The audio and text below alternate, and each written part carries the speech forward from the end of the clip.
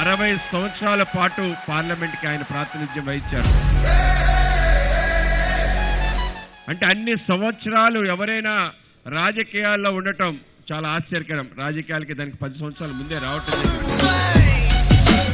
ఇక్కడ ఈ విగ్రహం పెట్టిన దగ్గర నుంచి అనేక మంది విగ్రహావిష్కరణ ముందే ఫోటోలు తీసుకుంటున్నారు. కేవలం ఇక్కడైనా కాదు, ఎక్కడైనా ఈ విగ్రహాన్ని పెట్టిన తర్వాత చాలా మంది చాలా రోజుల తర్వాత ఒక మంచి నాయకుడి విగ్రహం పెట్టాడు, నిజంగా ఈ విగ్రహం ఉండాల్సింది, ఆయన చూస్తే మాకు ప్రేరణ కలుగుతుంది అని కేవలం ప్రజలు, సామాన్య ప్రజలు అక్కడ ఆగి దండం పెట్టుకుని వెళ్తున్న తీరు చూసి నాకు చాలా ఆశ్చర్యం అనిపించింది.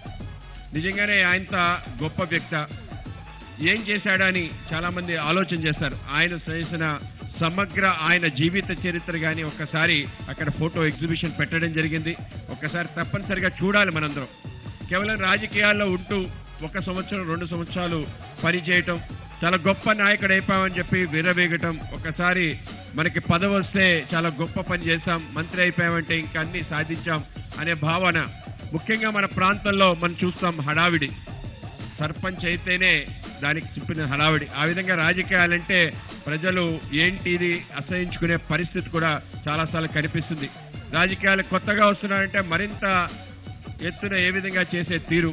కానీ అటల్ బిహారీ వాజ్పేయి గారు పార్లమెంట్లో ఎన్ని సంవత్సరాలు ఉన్నారు అంటే మీరు ఆశ్చర్యపోతారు. 1957లో మొదటిసారి అడుగుపెట్టి 2004 60 సంవత్సరాల పాటు పార్లమెంట్కి ఆయన ప్రాతినిధ్యం వహించారు. అంటే అన్ని సంవత్సరాలు ఎవరైనా రాజకీయాల్లో ఉండటం చాలా ఆశ్చర్యకరం. రాజకీయాలకి దానికి 10 సంవత్సరాల ముందే రావటం జరిగింది.